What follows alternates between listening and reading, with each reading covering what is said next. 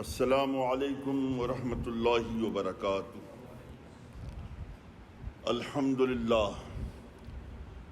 للہ نحمدہ ونصلی ونسلم علی رسولہ الکریم، اما بعد فاعوذ باللہ من الشیطان الرجیم، بسم اللہ الرحمن الرحیم۔ ان اللہ وملائکتہ یصلون علی النبی یا ایھا الذین آمنوا صلوا علیہ وسلموا تسلیما۔ اللہم صلی علی سیدنا مولانا مأوانا ملجانا محمد وعلی آلہ واصحابہ وبارک وسلم، صلاۃ وسلاما علیک یا سیدی یا رسول اللہ، صلی اللہ تعالی علیک وعلی آلک وسلم۔ حضرات سامعین و مسلیان، گزشتہ شب سے پیوستہ شب آپ حضرات نے سماعت فرمایا تھا کہ حضرت امام عالی مقام رضی اللہ تعالی عنہ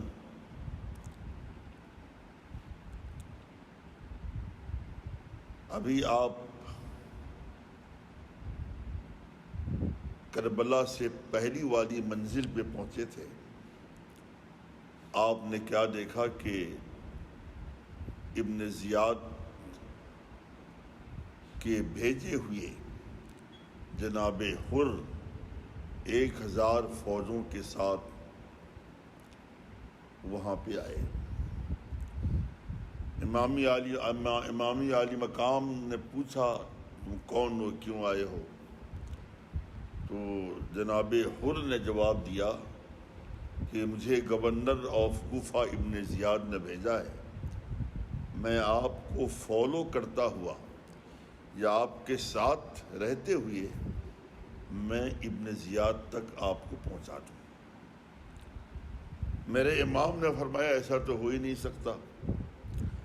پہلی بات تو یہ ہے کہ ہمارا آنا پسند نہیں ہے، ہمیں بلایا گیا، خطوط لکھے گئے، دعوت پہ دعوت دی گئی، اصرار پہ اصرار کیا گیا، اس لیے ہم آئے ہیں۔ آنا پسند نہیں ہے تو میں واپس چلا جاتا ہوں، ابن زیاد کے پاس تو مجھے لے کے نہیں جا سکتے۔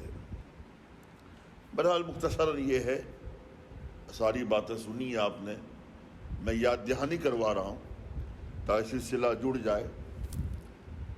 بالآخر میرے امام نے کہا کہ ایسا ہے کہ کچھ دور اور چلتے ہیں، کچھ دور اور چلے تو تاریخ بتاتی ہے کہ آپ کا اونٹ یا آپ کا گھوڑا خود بخود بیٹھ گیا۔ تو آپ نے پوچھا بھئی یہ کون سی جگہ ہے، اس جگہ کا کیا نام ہے، اس علاقے کا کیا نام ہے، اس خطے کا کیا نام ہے؟ لوگوں نے کہا اسے نینوا کہتے ہیں۔ کہا نہیں، کچھ اور بھی نام ہوگا۔ لوگوں نے کہا کہ ہاں اس کا ایک اور نام ہے، اسے کربلا کہتے ہیں۔ اتنا سننا تھا، میرے امام نے فرمایا ھذہ کربلاء موضع کرب و بلاء، ھذہ مناخ رکابنا و محط رحالنا و مقتل رجالنا۔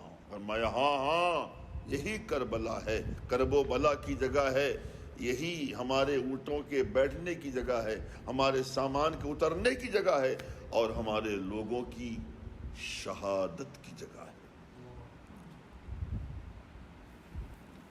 آپ نے یہاں تک سنا تھا۔ اب جناب حر نے کیا کیا؟ امام عالی مقام کے بارے میں ابن زیاد تک بات پہنچائی کہ حسین بن علی رضی اللہ تعالی عنہما ایک ایسے مقام پہ ٹھہر گئے ہیں جس کا نام ہے کربلا۔ ابن زیاد نے حکم نافذ کیا، فرستادہ بھیجا، قاصد بھیجا حر کے پاس کہ ہاں اسی جگہ ٹھہراؤ۔ امام عالی مقام تو پہلے ہی ٹھہر گئے تھے وہاں۔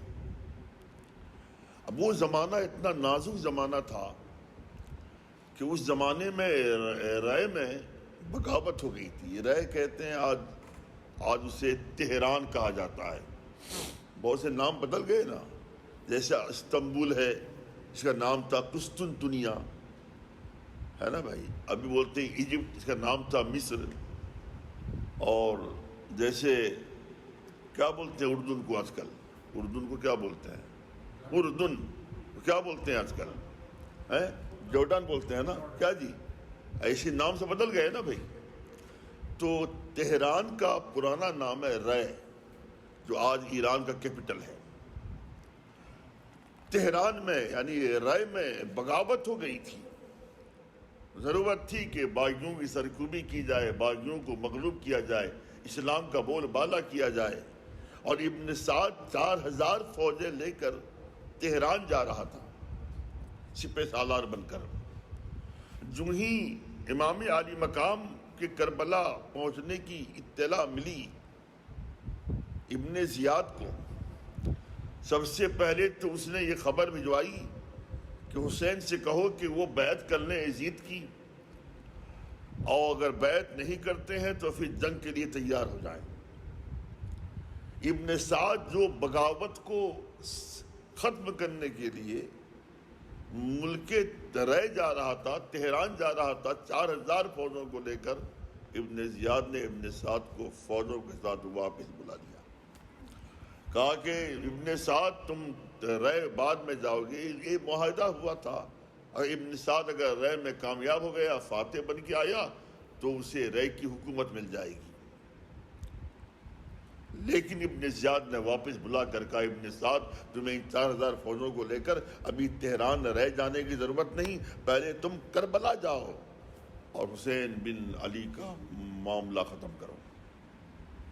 ابن سعد خوب جانتا تھا، چونکہ حضرت سعد بن ابی وقاص کا بیٹا تھا، جو اشرے مبشرہ میں سے ہیں، بہت بڑے صحابی ہیں، ان کا بیٹا، اور وہ قریشی بھی تھا، اسے خوب معلوم تھا امام عالی مقام کا مقام کیا ہے، امام عالی مقام کا مرتبہ کیا ہے، امام عالی مقام کی عظمتیں کیا ہیں، وہ خوب جانتا تھا اہل بیت کی عظمت شان کیا ہے۔ تو اس نے کہا ابن زیاد تم بہت بڑے کام کے لیے مجھے بول رہے ہو، ایسا ہے کہ مجھے موقع دو سوچنے کے لیے۔ کہا ابن سعد اچھی طرح سوچ لے، تجھے ابھی رائے نہیں جانا ہے، کربلا جانا ہے، اور حسین بن علی کے معاملے کو ختم کرنا ہے۔ ابن سعد نے مہلت مانگی، ایک رات کا موقع دو، سوچنے کا موقع دو، غور و فکر کرنے کا موقع دو۔ ابن سعد رات بھر سوچتا رہا، بڑی بے چینی کے ساتھ میں کروٹیں بدلتا رہا، لیکن جب دنیا حاوی ہو جاتی ہے، جب بندہ حریص ہو جاتا ہے، جب بندہ لالچی ہو جاتا ہے، جب بندہ دنیا کا کتا بن جاتا ہے، تو پھر اسے آخرت کی فکر نہیں ہوتی، عقبہ کی فکر نہیں ہوتی، انجام کی پرواہ نہیں ہوتی۔ ابن سعد صبح ابن زیاد کے پاس آیا ہے، ابن زیاد نے پوچھا تم نے کیا فیصلہ کیا؟ کہا نہیں، یہ معاملہ آل رسول کا ہے، یہ معاملہ ابن رسول کا ہے، یہ معاملہ رسول کی اولاد کا ہے، مجھے وہاں جانے نہ دو، مجھے رہ جانے دو، تہران جانے دو۔ ابن زیاد نے کہا سوچ لے، اگر تو کربلا نہیں جائے گا امام حسین کی مہم کو سر کرنے کے لیے، تو پھر سمجھ لے رے کی حکومت گئی، تجھے رے کی حکومت نہیں ملے گی، رے کی سلطانی نہیں ملے گی، رے کی بادشاہت نہیں ملے گی۔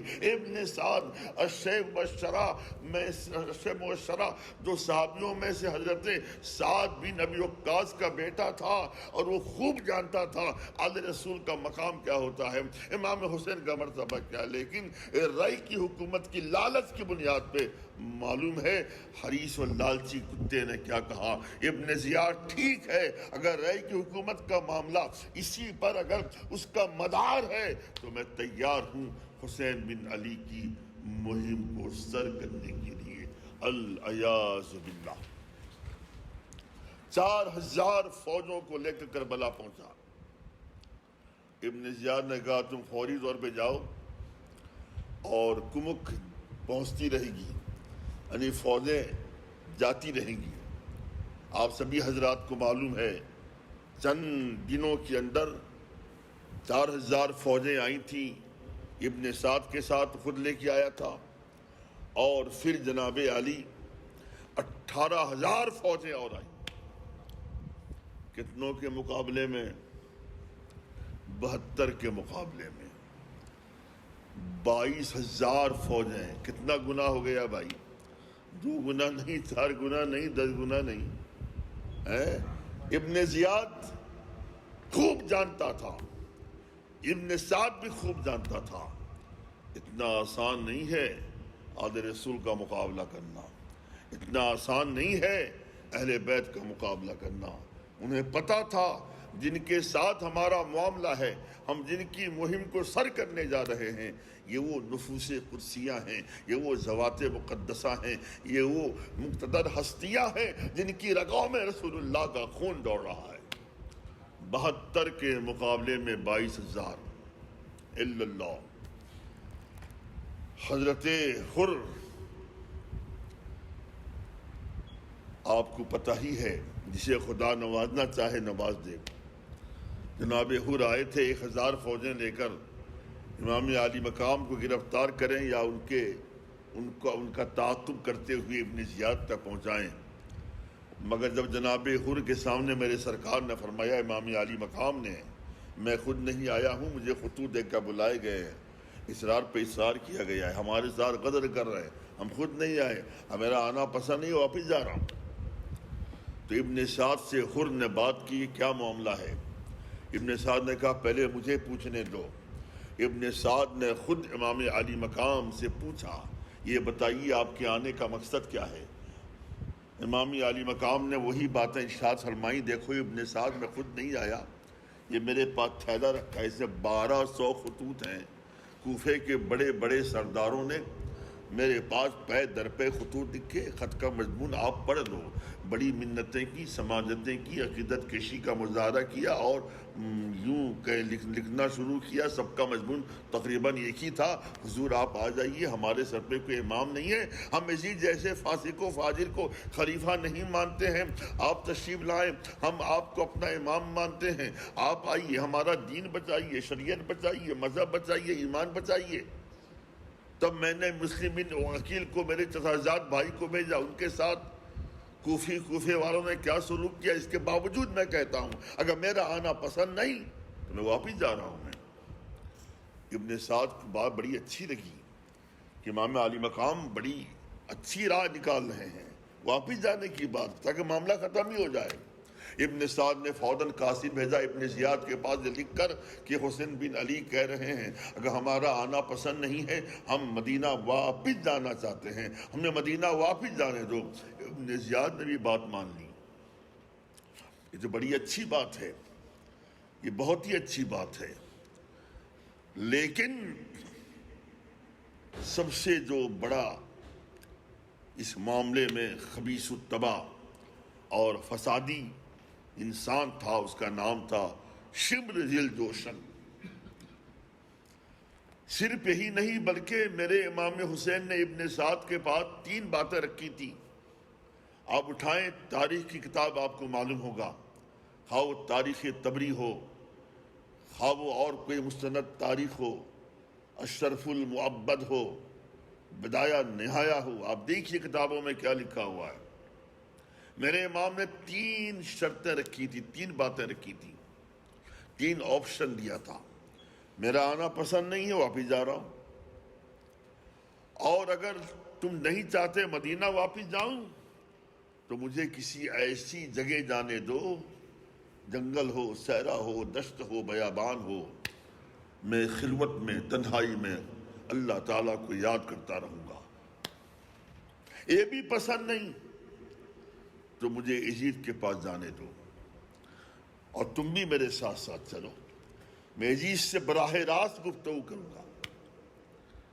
ابن سعد بہت خوش ہو گیا، واقعی حسین بن علی صلح کی راہ پر ہیں، سمجھوتے کی راہ پر ہیں، یہ ہنگامہ آرائی نہیں چاہتے، یہ خون خرابہ نہیں چاہتے، یہ خون ریزی نہیں چاہتے، یہ فساد نہیں چاہتے۔ 3 آپشن دیا، ابن سعد نے تینوں آپشن لکھ کر فوراً کربلا سے بدست قاصد ابن زیاد کے پاس بھیجا۔ ابن زیاد نے 3 شرطیں دیکھی تھی۔ ابن زیاد نے کہا واقعی حسین بن علی صلح کی راہ پر ہیں، چلو اچھا ہوا ہم سب کی عاقبت محفوظ ہو جائے گی، ہم سب کی آخرت مامون ہو جائے گی، ہم بہت بڑے عذاب سے بچ جائیں گے۔ جو معاملہ اولاد رسول کا ہے، معاملہ اہل بیت کرام کا ہے، ابن زیاد بھی مان گیا۔ لیکن سب سے بڑا جو خبیث تھا وہ تھا شمر ذل جوشن۔ اس نے کہا ابن زیاد یہ تو کیا کر رہا ہے؟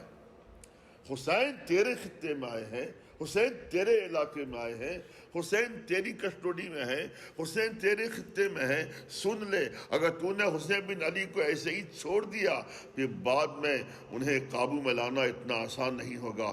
پھر یاد رکھنا نہ تو رہے گا، نہ تیری گورنری رہے گی، نہ یزید رہے گا، نہ یزید کی خلافت رہے گی۔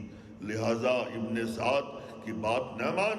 ارے ہم نے تو یہاں تک سنا ہے ابن سعد بھی قریشی ہے اور حسین بھی قریشی ہیں، میں نے یہاں تک سنا ہے یہ دونوں آپس میں رات میں بڑی دیر تک گفتگو کرتے ہیں، خلوت میں راز و نیاز کی باتیں کرتے رہتے ہیں، ہو نہ ہو تیرے خلاف سازشیں نہ کر رہے ہوں، خلیفہ وقت کے خلاف یہ سازشیں نہ کر رہے ہوں۔ تو ابن سعد کی بات نہ مان، یہ بڑا حسین موقع ہے، یہی موقع ہے معاذ اللہ ثم معاذ اللہ حسین بن علی کو کچل دینے کا۔ استغفر اللہ۔ شمر کی بات پہ ابن زیاد آ گیا، ہاں تو صحیح بول رہا ہے۔ ابن زیاد نے خط لکھا، شمر کے حوالے کیا لکھا، یہ تھا ابن سعد ہم نے تمہیں سپہ سالار بنایا ہے حسین بن علی کی مہم کو سر کرنے کے لیے۔ ہم نے سنا ہے کہ تم رات میں ان کے ساتھ تنہائی میں باتیں کرتے رہتے ہو، تم بڑے کمزور ثابت ہو رہے ہو، لہٰذا میں شمر کو بھیج رہا ہوں، اگر تم امام حسین بن علی کی مہم کو سر کرنا نہیں چاہتے تو پھر سپہ سالار شمر بنے گا، اور تمہیں ہم سپہ سالاری سے معزول کر رہے ہیں۔ اور شمر سے کہہ دیا، شمر اگر ابن سعد بات نہ مانے اس کے سر کو کاٹ کے میرے پاس بھیج دینا۔ اور خط میں یہ بھی لکھا تھا ابن سعد کے پاس، ابن زیاد نے لکھا تھا کہ تم حسین بن علی سے کہو یزید کے ہاتھ میں بیعت کریں، وہ سربہ خم ہو جائیں، اگر ایسا نہیں کرتے ہیں تو حسین اور ان کی اولاد، ان کے رشتہ دار، ان کے اعزاء اقارب، ان کے رفقا سب کے سروں کو کاٹ کر تم میرے پاس کوفہ بھیج دو۔ اللہ الصمد۔ شمر یہ خط لے کر آتا ہے کربلا، ابن سعد کے حوالے کرتا ہے۔ ابن سعد نے بڑی گالیاں بکی، اول فول بکا، شمر یہ سب تیری خباثت ہے، یہ سب تیری فتنہ انگیزی ہے، یہ سب تیری شرارتیں ہیں، یہ سب تیری بدمعاشیاں ہیں۔ مجھے پتا ہے 3 باتیں جو میں نے پیش کی تھی امام حسین کی یقیناً ابن زیاد نے مان لیا ہوگا۔ تو نے ہی سارا معاملہ خراب کیا ہے، تو نے ابن زیاد کی سوچ کو بدل دیا، اس کی نظریے کو بدل دیا۔ اور اگر یہی بات ہے اور معاملہ رائے کی حکومت کا ہے، اگر میں نہیں لڑتا ہوں، حسین بن علی کی مہم کو سر نہیں کرتا ہوں، شمر کے حوالے میں کر دیتا ہوں، تو پھر رائے کی حکومت کا کیا ہوگا؟ حکومت کیسے ملے گی ہمیں رائے کی؟ تو دنیا کے کتے نے رائے کی حکومت کی لالچ میں کہا، شمر یہ کام میں ہی کروں گا، دیکھ میں پہلا تیر خیمہ حسین پہ چلاتا ہوں، گواہ رہنا، ابن زیاد سے بولنا کہ پہلا تیر میں نے اہل بیت کے خیمے پہ چلایا تھا۔ العیاذ باللہ۔ اتنے بڑے صحابی کا بیٹا، صحابی کا ناخلف بیٹا، اس لیے میں نے پہلے بیان میں کہا تھا کہ یاد رہے بیٹے کا جرم باپ کے سر نہیں تھوپا جاتا ہے۔ اسی لیے ہم بار بار کہتے ہیں کہ اگر کسی صحابی کا بیٹا، حضرت امیر معاویہ کا بیٹا یزید پلید بن گیا، شرابی بے نمازی بن گیا، بدکار و سیاکار بن گیا، باپ کا کیا قصور ہے؟ حضرت سعد بن ابی وقاص اشرے معاشرہ میں سے صحابی، ان کا بیٹا ابن سعد، عمر بن سعد اگر دنیا کا کتا بن گیا، لالچی بن گیا، تو باپ کا کیا قصور ہے؟ میں نے مثال دی تھی جو لوگ اپنے ذہن کو خراب کر رہے ہیں بلا وجہ، پہلے سمجھنا چاہیے کہ یہ صحابہ ہیں، صحابہ، ہر صحابی جنتی ہے۔ اللہ نے کیا فرمایا صحابہ کرام کے بارے میں؟ رضی اللہ عنہم، اللہ ان سب سے راضی، ورضوا عنہ، اور صحابہ اللہ سے راضی، اللہ صحابہ سے راضی ہیں؟ اگر یہی بات ہے تو پھر کیا بولو گے کنعان کے بارے میں، جو نوح علیہ السلام کا بیٹا تھا، نبی کا بیٹا؟ کیا کافر نہیں تھا؟ کیا وہ شریر نہیں تھا؟ نافرمان نہیں تھا؟ تو کیا معاذ اللہ نبی کو مجرم کہو گے؟ نبی تو معصوم ہوتے ہیں، ہر خطا ہر گناہ سے پاک و صاف ہوتے ہیں۔ بہرحال ابن سعد راضی ہو گیا، تیر چلایا، عصر کا وقت ہے، میرے امام عصا پکڑے ہوئے ہیں اور عصا پہ ایسے سر رکھے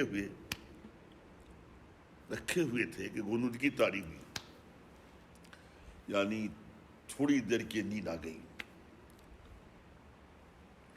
اس کے بعد جب بیدار ہوئے تو فرمایا کہ زینب یہ شور کیسا ہے، ہنگامہ کیا ہے؟ کہا بھائی جان ابن سعد نے جنگ کا اعلان کر دیا ہے پہلا تیر چلا کر۔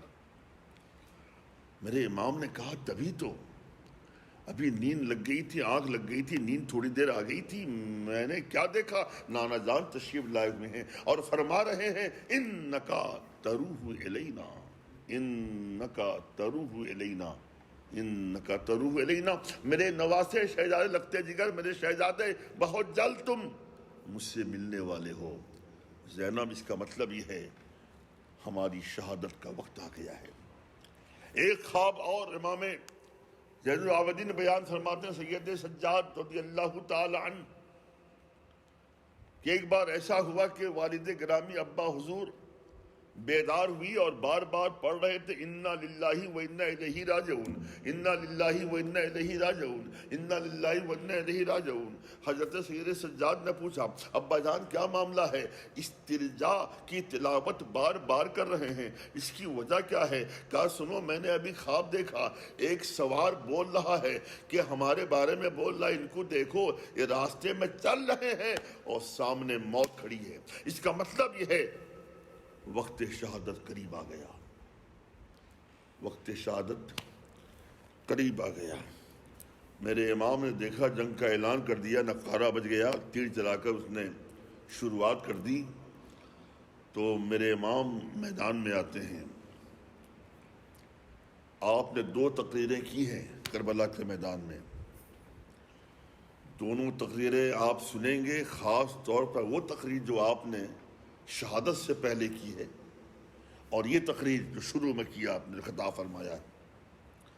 ایک ایک لفظ سننے کے بعد میں نے کہتا ہوں تو اپنے کلمہ پڑھنے والے مسلمان کہتے تھے کوئی وہاں پر مشرک بھی ہوتا، یہودی عیسائی بھی ہوتے، مجوسی بھی ہوتے، یقین جانیے ان کا جگر پارا پارا ہو جاتا اور وہ قطعی طور پہ آپ کے خون سے اپنے ہاتھوں کو رنگین نہیں کرتے۔ مگر بے حیا باش شرچ خائی کن، یہ بے حیا نامرد اس لیے میں کہتا ہوں کہ 72 کے مقابلے میں 22,000 لشکر آیا، یہ مرد تھے، انہیں بہادر کہا جائے گا؟ اسلام کی پیشانی پہ کلنک کے ٹیکا نہیں، یہ اسلام کے نام پہ بدنما داغ نہیں ہے، ان کی بزدلانہ حرکتوں سے اسلام بدنام نہیں ہوا، جبکہ مسلمانوں کا حوصلہ کفار خوب جانتے تھے، مسلمانوں کی ہمت خوب جانتے تھے، مسلمان کے نام کو سن کر، مسلمان کے چہرے کو دیکھ کر، مومن کامل کے رخ زیبا کو دیکھ کر بڑے بڑے کفار تھر تھر کانپا کرتے تھے۔ جنگ بدر میں 313 نہتے بھوکے پیاسے مسلمانوں نے، صحابہ کرام نے، مومنوں نے 1000 کفار کے لشکر جرار کے دانت کھٹے نہیں کر دیے تھے۔ ایک روب جمع ہوا، دبدبا تھا، ان لوگوں نے وہ سب دبدبے ختم کر دیا۔ تو محترم عرض کرنا یہ ہے کہ میرے امام نے جو پہلا خطبہ دیا ہے، کب دیا خطبہ پہلا؟ جب ابن سعد نے پہلا تیر چلایا اور نقارہ بجا دیا جنگ کا۔ میرے امام نے فوراً اس کی آواز پہ جنگ کا اعلان نہیں کیا ہے، یا جنگ کے لیے آ نہیں گئے، کسی کو بھیجا نہیں، یعنی جوابی کارروائی نہیں کیا آپ نے، پہلے میدان کارزار پہ آئے۔ 22,000 لشکر سے آپ نے خطاب فرمایا۔ ابن سعد بھی موجود ہے، شمر موجود ہے، کھولی خبیث موجود ہے، جس نے میرے امام علی مقام کے سر کو کاٹا تھا اور سر کاٹ کر کوفہ لے کر گیا تھا۔ یہ سارے کے سارے ظالم نابکار وہاں موجود تھے۔ میرے امام نے حمد و صلات کے بعد فرمایا، دیکھو یزیدیوں، کوفیوں، شامیوں، بصریوں، میں تم سے بار بار کہتا ہوں کہ میں تنہا نہیں آیا، میں خود سے نہیں آیا، طبیعت سے نہیں آیا، اپنے من سے نہیں آیا، میں حکومت کی لالچ میں نہیں آیا، میں خلافت کی خواہش میں نہیں آیا، مجھے بلایا گیا، میرے پاس 1200 خطوط لکھے گئے، منتیں کی گئیں، سماجتیں کی گئیں، گزارشات کیے گئے، التماس کیا گیا، اصرار پہ اصرار کیا گیا، عقیدت و محبت کا اظہار کیا گیا اور مجھے مجبور کیا گیا، تب میں آیا۔ میں نے صاف صاف ابن سعد کو بتایا، ابن زیاد تک میری بات پہنچائی گئی، میرا آنا پسند نہیں تو واپس جا رہا ہوں، واپس جانے دو، اگر مدینہ میرا واپس جانا تمہیں پسند نہیں ہے تو ٹھیک ہے، ایسی جگہ جانے دو جہاں کوئی رہنے والا نہ ہو، بندہ نہ ہو، انسان نہ ہو، جنگل ہو، بیابان دشت ہو، وہاں میں اپنا وقت گزار لوں گا اللہ اللہ کرتے ہوئے، اور یہ بھی پسند نہیں تو مجھے عزیز کے پاس لے چلو، تم بھی ساتھ چلو، میں عزیز سے براہ راست بات کروں گا، ڈائریکٹ گفتگو کروں گا۔ تم میں ابن زیاد نے کوئی شرط نہیں مانی، کسی آپشن کو نہیں مانا، چلو مجھے بتاؤ تم کیا چاہتے ہو، جنگ کرنا چاہتے ہو؟ ابن سعد نے آواز لگائی کہ ہاں، ابن زیاد کا کہنا ہے یا تو آپ یزید کے ہاتھ پر بیعت کر لو ورنہ جنگ کے لیے تیار ہو جاؤ۔ میرے امام نے کہا یہ بتاؤ میں ہوں کون؟ یقین جانی آپ کے اس سوال پر پورا 22,000 لشکر پر سکتہ طاری ہو گیا۔ نہیں جانتے ہو میں کون ہوں؟ کہا سنو، میں اس نبی کا نواسا ہوں جس نبی کا تم کلمہ پڑھتے ہو، میں اس کا نواسا ہوں۔ بتاؤ کیا میرے علاوہ پوری دنیا میں کوئی بھی نواسا نبی کا ہے میرے علاوہ؟ آواز آئی نہیں، آپ اکیلے نواسے ہیں۔ کہا تم کیسے تم نے گوارا کر لیا؟ رسول اور کلمہ پڑھتے ہو، اس کے نواسے کو ماننا چاہتے ہو، نواسے کے خون سے ہاتھوں کو رنگین کرنا چاہتے ہو؟ کیا تمہیں نہیں معلوم میرے بارے میں نانا جان نے کیا کیا فرمایا ہے؟ کیا تم حدیث پاک بھول گئے؟ میں حدیثیں بیان کرتا ہوں، سنو۔ اگر تمہیں یقین نہیں تو آج بھی حضرت مالک بن انس موجود ہے، میرے نانا جان کے صحابی، حضرت جابر بن عبداللہ موجود ہے، میرے نانا جان کے صحابی، ابو سعید خدری موجود ہیں، ابو واقد لیثی موجود ہیں، ابن عباس ہیں، ابن عمر ہیں۔ جاؤ نانا جان کے صحابہ سے پوچھ لو، جو حدیثیں بیان کر رہا ہوں حدیثیں ہیں یا نہیں ہیں۔ کیا رسول پاک نہیں فرمایا تھا میرے بھائی کے بارے میں؟ الحسن والحسین سیدا شبابی اہل جنہ، حسن حسین جنت کے نوجوانوں کے سردار ہیں۔ کیا نانا جان نے یہ نہیں فرمایا تھا احب اللہ من احب حسینہ؟ جس نے حسین سے محبت کی اس نے اللہ سے محبت کی۔ کیا نانا جان نے یہ نہیں فرمایا تھا من احبہما فقد احبنی ومن احبنی فقد احب اللہ ومن ابغضہما فقد ابغضنی ومن ابغضنی فقد ابغض اللہ؟ جس نے میرے حسنین سے محبت کی اس نے مجھ سے محبت کی، جس نے مجھ سے محبت کی اس نے اللہ سے محبت کی، اور جس نے میرے حسنین دشمنی کی اس نے دشمنی مجھ سے کی، اور جس نے دشمنی مجھ سے کی، مجھ سے نہیں، دشمنی اس نے اللہ سے کی۔ کیا نانا جان نے نہیں دعا کی تھی؟ اللہم انی احبہما فاحبہما واحب من یحبہما، یا اللہ میں حسنین سے محبت کرتا ہوں، تو بھی ان سے محبت کر، اور جو ان سے محبت کرے مولا تو ان سے بھی محبت فرما۔ کہ نانا جان نے یہ نہیں فرمایا میرے بارے میں؟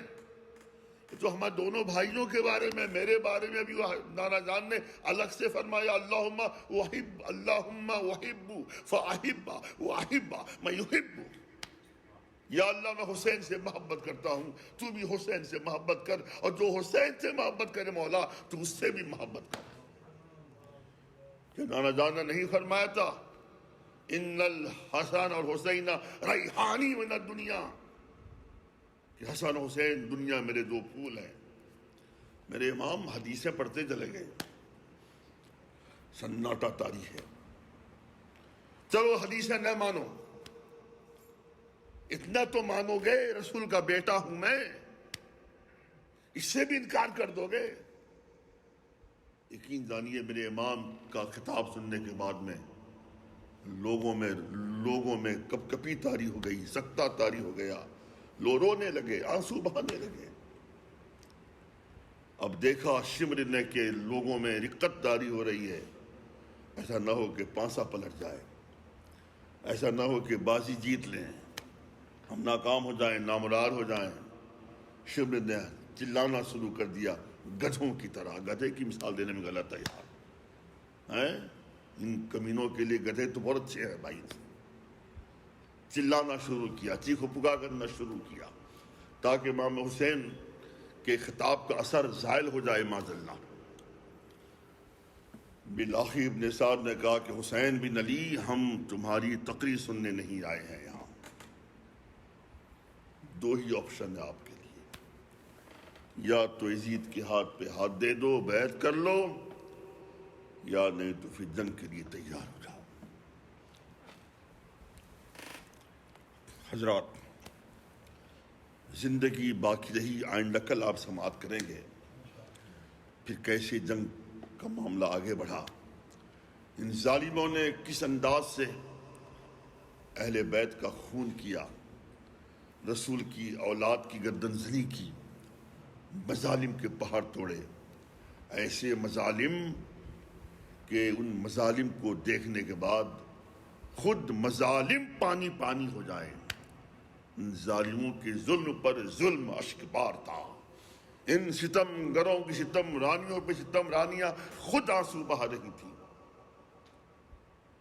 میں ایک دو بات کہنے کے بعد آج کا بیان ختم کروں گا۔ خوب یاد رکھنا، بڑی اہم بات بتا رہا ہوں۔ ہر زمانے منافقین رہے ہیں۔ منافق کسے کہتے ہیں؟ منافق دو قسم کے ہوتے ہیں، ایک ہے منافق فی الاعتقاد، دوسرا منافق فی العمل۔ جو منافق اعتقادی وہ تو ہے ہی کافر، سمجھا آپ نے؟ جو مرتد ہے وہ نبی یا کلمہ پڑھے گا، نبی کے خلاف بولے گا، مسلمان ہوگا وہ نہیں نا۔ سرکار کی ادنا سی توہین بھی کفر ہے۔ من قال شعر النبی شعیرا فقد کفر، من قال نال النبی نعیلا فقد کفر۔ جو نبی کے بال مبارک کو چھوٹا بال کہہ دے وہ کافر ہو گیا، جو نبی کے جوتے شریف کو جوتی کہہ دے، چھوٹا جوتا، وہ بھی کافر ہو گیا۔ یہ نبی کی شان ہے۔ ادنا سی توہین بھی جناب علی کفر ہے، کوئی شبہ نہیں۔ ایک ہوتا ہے منافی فی العمل، عملاً نفاق کرتا ہے، ظاہر کچھ باطن کچھ، سامنے کچھ پیچھے کچھ، سمجھ گئے آپ؟ اس زمانے منافقین تھے، ہر زمانے منافقین رہے۔ نبی پاک صلی اللہ علیہ وسلم اللہ کے رسول ہی نہیں، رسولوں کے رسول ہیں، نبیوں کے نبی، پیغمبروں کے پیغمبر، باعث کائنات ہیں، وجہ کونین ہیں۔ آپ کے نور سے ساری کائنات بنی، آپ اول الانبیاء بھی ہیں اور آخر الانبیاء بھی ہیں۔ کہ آپ کے ظاہری زمانے میں منافقین نہیں تھے، آپ کے پیچھے نماز پڑھتے تھے، آپ کی صحبت بافیض میں بیٹھتے تھے، اور جناب باہر نکلتے تو یہودیوں سے ملتے، عیسائیوں سے ملتے، مشرکوں سے ملتے، نبی پاک صلی اللہ علیہ وسلم کے خلاف باتیں کرتے، آپ کی توہین کرتے، اور پھر ٹھٹھا کرتے، دیکھو ہم مذاق اڑا رہے ہیں ان کے خلاف سازشیں کریں، تو پتہ ہی نہیں ہے، معاذ اللہ ثم معاذ اللہ۔ نبی کو معلوم نہیں تھا، سب معلوم تھا۔ نبی کا معنی کیا ہوتا ہے؟ غیب جاننے والا۔ جو مولوی بولے نبی کا معنی ہے معاذ اللہ پیٹھ کے پیچھے خبر نہیں، ایک تماشے ماننا، اس کو کم بخت مولوی بنتا ہے، نبی کا معنی نہیں جانتا۔ نبی کا معنی ہے غیب بتانے والا، یہ عام مطلب ہے، اٹھاؤ لغت دیکھ لو آپ۔ جب ہر نبی غیب بتانے والا ہو، اس کا معنی ہی ہے تو نبیوں کے نبی وہ غیب دانا ہوں گے ہیں؟ تو محترم دوستو، میں بتانا ہی چاہ رہا ہوں، جو لوگ کلمہ پڑھنے کے بعد یہ کہتے ہیں کہ امام حسین مجبور تھے معاذ اللہ ثم معاذ اللہ، ان کو یہ کررا جواب دینا، مجبور ہوگا تیرا باپ۔ حسین کو مجبور کہتا ہے، رسول کے بیٹے کو مجبور کہتا ہے، رسول کی اولاد مجبور۔ اکثر میں مثال دیتا ہوں، آج جو ہند و پاک میں اسلام کی بو و باس ہے، اسلام کی بہاریں ہیں، مسلمانوں کی کثیر تعداد ہے بر صغیر کے اندر، یہ دین کس کی ہے جی؟ غریب نواز کی دین ہے۔ سیدوں کے علاوہ جو مسلمان ہیں، دیکھو ان کے کوئی دادا پردادا کافر ہوں گے۔ غریب نواز نے 90 لاکھ غیر مسلموں کو اسلام سے بیرور فرمایا۔ بولو ایسا ہے کہ نہیں ہے؟ ایسا ہی ہے۔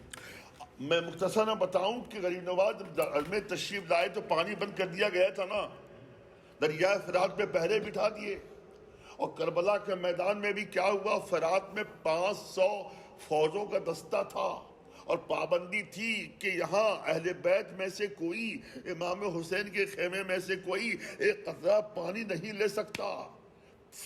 500 فوجوں کا حصار ہے، فوجوں کا دستہ ہے، یعنی پانی یہودی پی سکتا ہے، عیسائی پی سکتا تھا، مجوسی پی سکتا تھا، مشرک پی سکتا تھا، درندے پی سکتے تھے، پرندے پی سکتے تھے، جانور پی سکتے تھے، مگر اہل بیت میں سے کوئی پانی کا ایک قطرہ نہیں پی سکتا۔ غریب نواز آئے اجمیر تو پابندی لگ گئی، پرتھوی راج نے پابندی لگا دی، انا ساگر کے کنارے فوجیں تعینات کر دی کہ انا ساگر کا پانی نہ معین الدین کو ملے نہ اس کے ماننے والوں کو ملے۔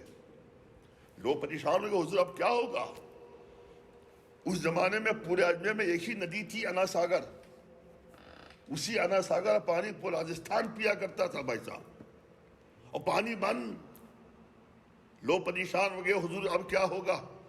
کسی کو نہانا ہے تو کیسے نہائے، وضو کرنا ہے وضو کیسے کرے، پیاس لگی ہے تو پانی کیسے پیے، بچے بلک کر پریشان ہو جائیں گے، حضور اب کیا ہوگا؟ غریب نواز نے کہا گھبراؤ نہیں، یہ پیالہ لے جاؤ، کوزہ لے جاؤ، انا ساگر سے بولو تمہیں معین الدین نے بلایا ہے۔ میں الف اللہ کہانی نہیں بتا رہا، میں قصے نہیں بیان کر رہا ہوں، تاریخ ہے، تاریخ ناقابل انکار، تاریخ مسلم، تاریخ معتبر تاریخ ہے۔ غریب نواز نے اچھا بھیجا بھی کس کے ہاتھ بھیجا؟ کسی ایسے آدمی کے ہاتھ بھیجا جو ابھی مسلمان ہوا تھا، کوئی نام تھا شادی دیو، کہ جاؤ پیالہ لے کے جاؤ، انا ساگر سے بہت معین الدین نے بلایا ہے۔ قسم خدا کی اتنا کہنا تھا، انا ساگر کا سارا پانی ایک پیالے میں سمٹ گیا، انا ساگر سوکھ گیا، خشک ہو گیا۔ یہ کرامت کیوں دکھائی غریب نواز نے؟ پتا ہے، غریب نواز ذہن دینا چاہتے تھے، ظالموں، میرے دادا کو مجبور کہنے والے کربلا کے میدان میں حسین کی اولاد ہوں۔ جب معین الدین ایک پیالے میں انا ساگر کو بند کر سکتا ہے تو میرے دادا حسین اگر زبان ہلا دیتے، ایک فرات کیا تھا، دنیا کے سارے سمندر دریا قدموں پہ آ کے منڈلا سکتے تھے۔ میرے حسین یہ کہنا چاہتے ہیں ظالموں مجھ رسول کا بیٹا کرامت دکھانے نہیں آیا، استقامت کے لیے آیا ہے، دین بچانے کے آیا ہے۔ میں چاہوں تو آن تم تباہ ہو جاؤ، برباد ہو جاؤ، میں تمہیں موقع دے رہا ہوں، میرے خون سے ہاتھ رنگین نہ کرو۔ مگر ظالموں نے ایک بھی نہیں سنا۔ انجام کیا ہوا؟ ظلم کی داستان اللہ سمجھ انشاءاللہ زندگی باقی رہی، آئندہ کل آپ سماعت فرمائیں گے۔ وما علیہ الا البلاغ المبین۔